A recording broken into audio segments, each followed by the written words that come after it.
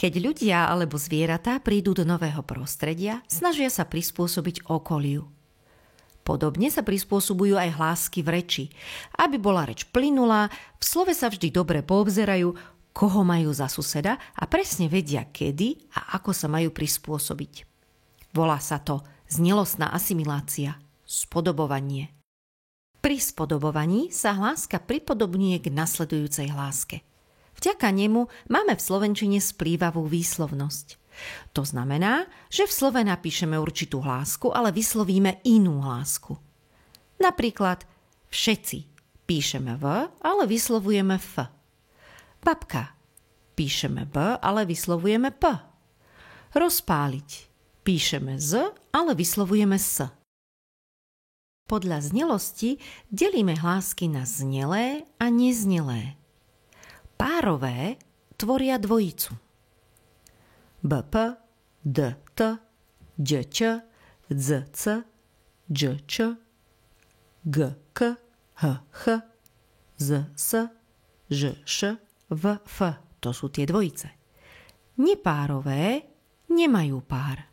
MN, L, L, R, R, J. Spodobovanie nastáva, ak vedľa seba stoja znelá a neznelá spoluhláska. A opačne, neznelá a znelá. Napríklad Zuzka čítame Zuzka. Znelá párová Z sa stretáva s neznelou párovou K a tak sa premení na svoju párovú dvojičku S. Alebo kde čítame kde.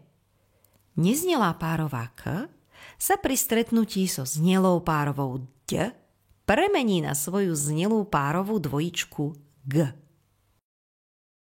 Ak vedľa seba stoja napríklad dve znelé alebo dve neznelé spoluhlásky, spodobovanie nenastáva. Znelé nepárové sa nikdy nespodobujú. Hlásky sa môžu spodobovať na začiatku slova, vnútri slova alebo na konci slova. Na začiatku slova napríklad včela čítame včela. Znelá párová spoluhláska v sa pri stretnutí s neznelou párovou č mení na neznelú párovú spoluhlásku f. Alebo slovo kde. Neznelá párová spoluhláska k sa pri stretnutí so znelou párovou d mení na znelú párovú spoluhlásku g. Rovnako aj sme. Neznelá párová s sa pri stretnutí so znelou nepárovou m mení na znelú párovú z.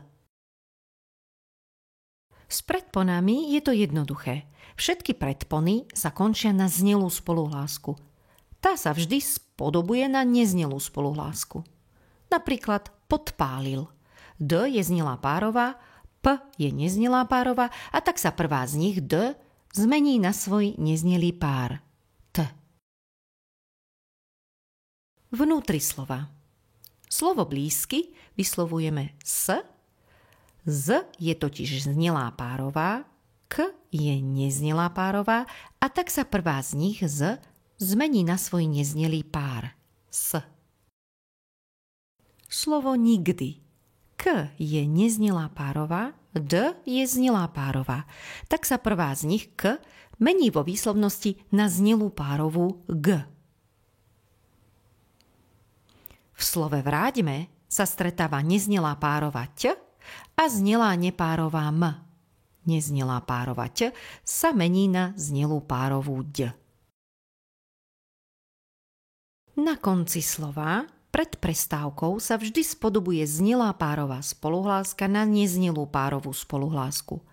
Sneh čítame ch namiesto h, znelá párová sa zmenila na neznelú párovú. Ješ čítame š namiesto ž. Zub čítame p namiesto b. Ak si nie sme istí, ako slovo máme napísať, pomôže nám nominatív plurálu. Ako napísať sneh, jež, zub? Povieme si nominatív plurálu snehy, ježe, zuby. Nie sú to snechy, ješe, zupy. Na hranici dvoch slov. Loď priplávala. Znelá párová sa zmení na neznelú párovú. Vlak mešká. Neznelá párová sa zmení na znelú párovú. V predložke. S bratom, k domu, v kine. Pozor, k spodobovaniu nedochádza v predložkách s, so, k, ak stoja pred osobnými základnými zámenami. S ním, so mnou, k nemu. Ostatné docvič v cvičebnici, ktorá ťa pripraví na skúšku. Nájdeš tam aj interaktívne cvičenia, videá a testy.